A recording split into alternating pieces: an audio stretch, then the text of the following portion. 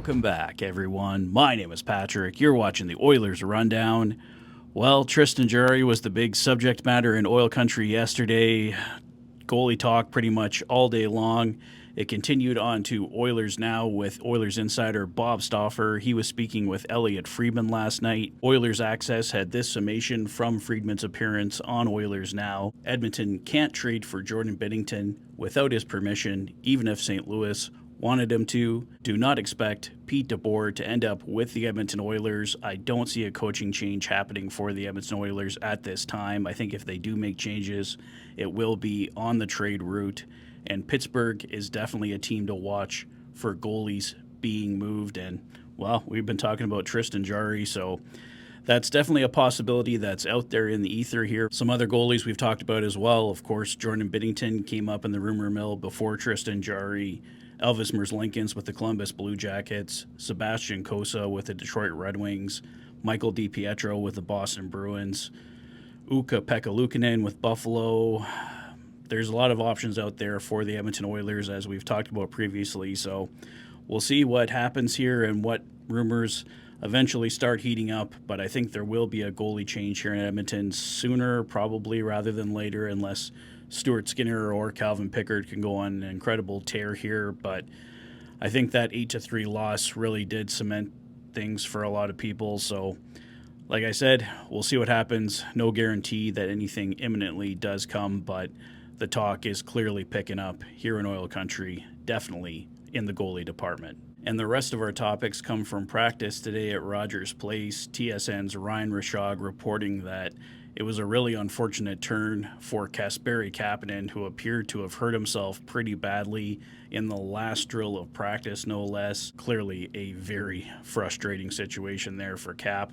Tony Brower with Oilers TV had these updates from head coach Chris Knobloch. Kapanen was hurt and left the ice just before the end of practice, as we just went over. Did not have an update as of yet. Ryan Nugent-Hopkins and Curtis Lazar are cleared from their injuries and are expected to be in the lineup on Saturday versus Seattle. Jack Roslovic wasn't on the ice today for the Oilers and is questionable for Saturday, so do not want to hear that. Roslovic has been one of the best Edmonton Oilers as of late, and if he is out for any period of time, his absence will definitely be felt.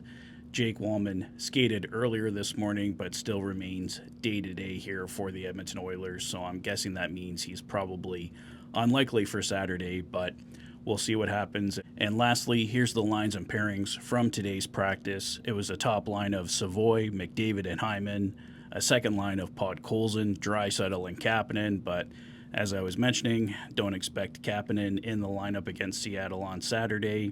A third line of Nuge, Clattenburg, and Mangiapane. That line definitely has some potential. Hopefully it does stay together for Saturday's game.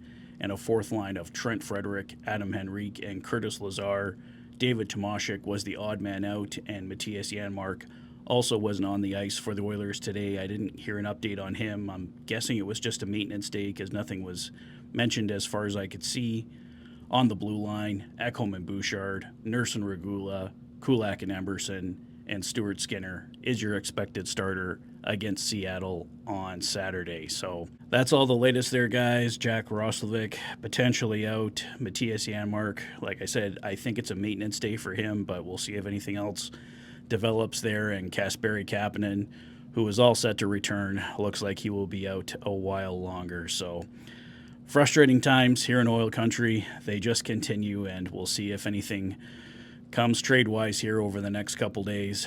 Like I said, the Edmonton Oilers back in action on Saturday afternoon against the Seattle Kraken. And if you're an Edmonton Oilers fan, well, you're probably down at West Edmonton Mall right now in line for an autograph. Hope everyone that was there successfully got the autographs that you wanted to get. So that's all for me for now, guys. Let me know your thoughts on all the latest in the comments section below. If this is your first visit to the channel and you like what you see, please consider liking and subscribing for all the latest Oilers content. You've been watching the Oilers Fanatic. Thanks for being a fan.